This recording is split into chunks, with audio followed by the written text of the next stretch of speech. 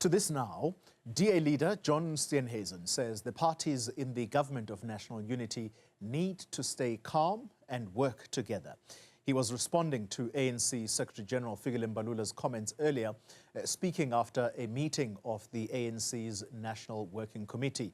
Mbalula accusing the DA of working against the set objectives. Joining me now to tell us a little bit more about what came out of that briefing and the commentary from the parties in the GNU. Ziyanda Ngcobo is in studio with me tonight. Good evening, Ziyanda.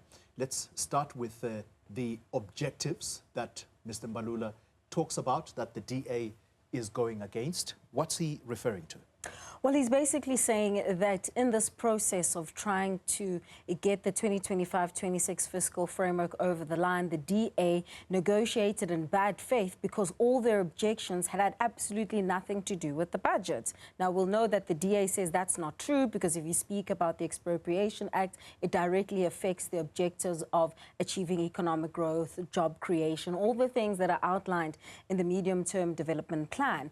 But, you know, the ANC, I think much like all the other parties who would have voted in favor of that fiscal framework are all trying to explain their justifications and their reasons and, you know, what could or could not happen between now and the 1st of May when that 0.5% of VAT hike is set to take effect. We heard from the IFP saying that they set their own agenda. Action SA also explaining how they reached their decision. BOSA's Musi Maimane also hosting a briefing earlier on today, and that's very clear that constituency South Africans are asking. You know, Xoli, you would have seen on social media how citizens are all remarking about the fact that they're still getting those messages about a VAT hike, and yet these political parties continue to talk about this. No, it's not going to take effect from the 1st of May. So Fikile Mbalula maintaining and echoing what we heard in that leaked audio from President Cyril Ramaphosa that, look, the DA, you guys, you negotiated yourselves into this corner.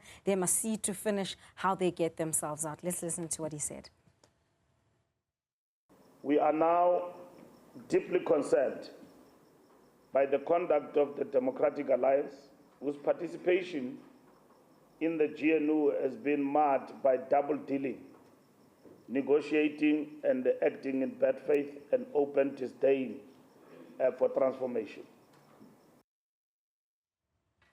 So one political party which also voted against the fiscal framework last week, Ziyanda, it wasn't just the Democratic Alliance. Yeah. There's the Freedom Front Plus, which is part of the GNU. We have heard very little about them, and they themselves have sort of kept quiet. I don't know whether it is for obvious reasons that they don't want to bring attention to themselves, but it does appear that they have been speaking as well. What's their position? Well, their position, and it's interesting, it's very similar to the Democratic Alliances, is that it would be foolhardy for the ANC to kick them out. And interestingly, the tone of Fikile Mbalula today was to say the ANC can't kick anybody out. In fact, to ask us about what's to be done about the DA is an unfair question to us. Let them answer for themselves. But, you know, Freedom Front Plus saying, well, if the ANC kicks us out, then it wouldn't be recognizing the good work that is being done by not only a Freedom Front Minister, Peter Groenewald in Correctional Services, but other GNU ministers. In fact, I think on our channel we had an analyst talking about the confidence in the country ever since the government of national unity came into effect, and that citizens have more confidence in, you know, the government's work.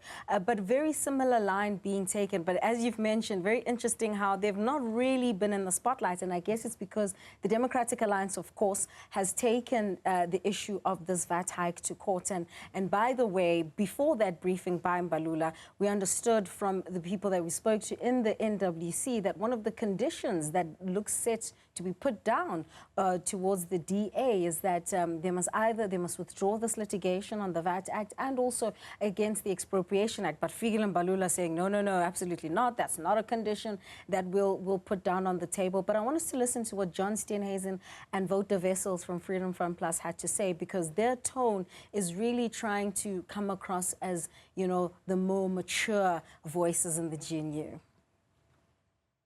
This fiscal framework and the budget in totality was not a budget of the GNU. And that's the first problem. And the problem is that it's wider and more intrusive than only the budget.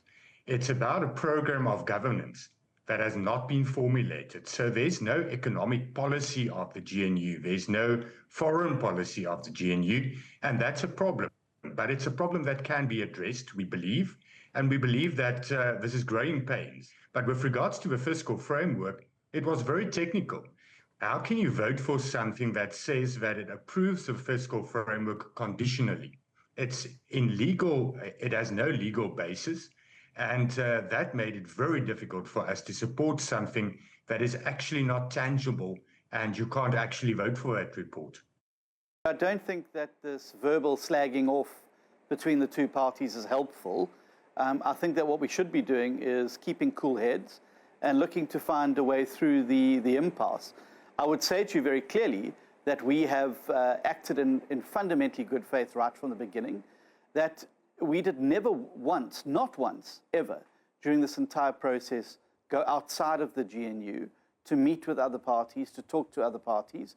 The only people we spoke to during this whole process were the GNU partners, and it was indeed the ANC that went outside of the GNU to find other partners to help vote. Interesting comments. I think that's where we're going to keep it at.